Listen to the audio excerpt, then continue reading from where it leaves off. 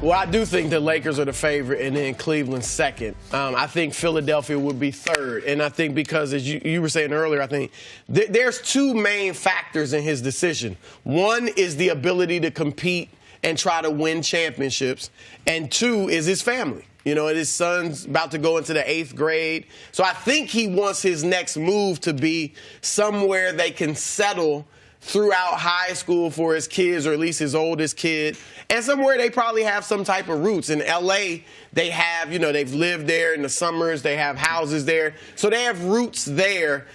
Philadelphia, I don't want to rule them out completely, but I just think it's going to be an uphill climb for them because he has no roots there. I know there were reports, and I was told that he did have representatives go visit Philadelphia high school. So a few months back, right? Yeah. So I would love to see it basketball-wise. Well, see, that's the thing. I can't speak to the family stuff for LeBron, and that is very important for anyone that's married with kids. I get it.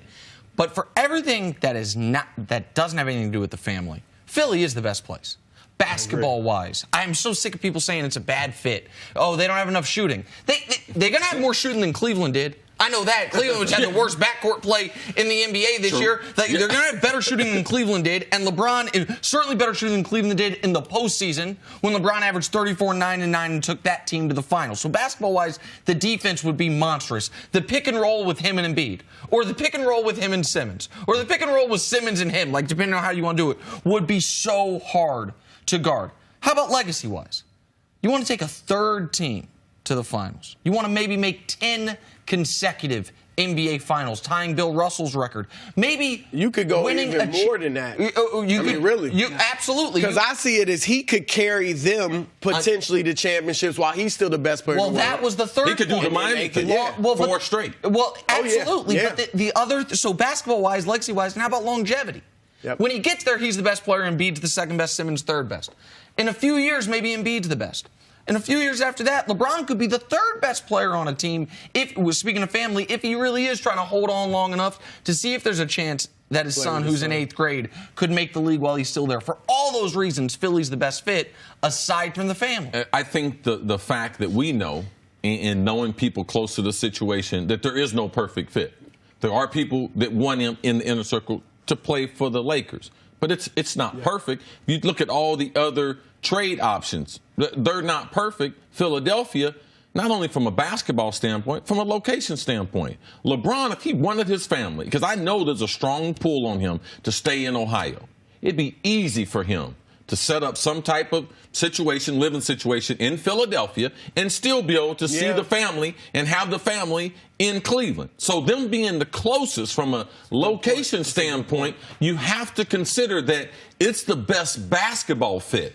Because it's just like when we start looking for places in New York. As a matter of fact, you have a wish list, but that wish list going to get cut down to what's your priority. Do you want some closet space?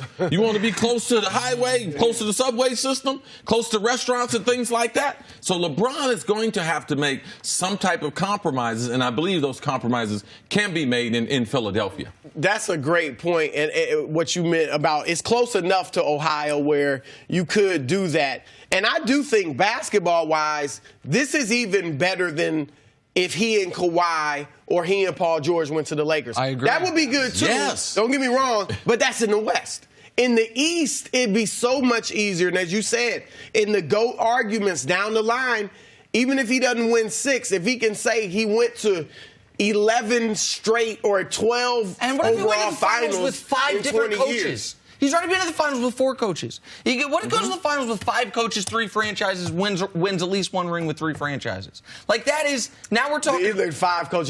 He's looking for, he's ammunition for LeBron. No. He's trying to build the tail of the tape. And he wore 3 different types of sneakers in the finals. What do you think this year showed him? I mean, the fact that in his 15th season, he was exceptional. The amount of minutes he played, playing all 82 games. Do you think that has made him believe that I can still continue to carry a team, that he still wants to mentor some younger guys like the 76? Or do you think he's like, okay, I did that and I need some other veterans or a little bit more help? I think LeBron wants to play with some younger, talented players. I think also because he mentioned this in the press conference, how smart Golden State is, how they play basketball. I believe that part LeBron would like to play, but also some younger player. He's played with old teams. In Miami, people forget, even though at that time, him and Dwayne Wade and them, Dwayne started breaking down, and they added older pieces. Since he's been in Cleveland, they've been one of the oldest teams in basketball since he's been there.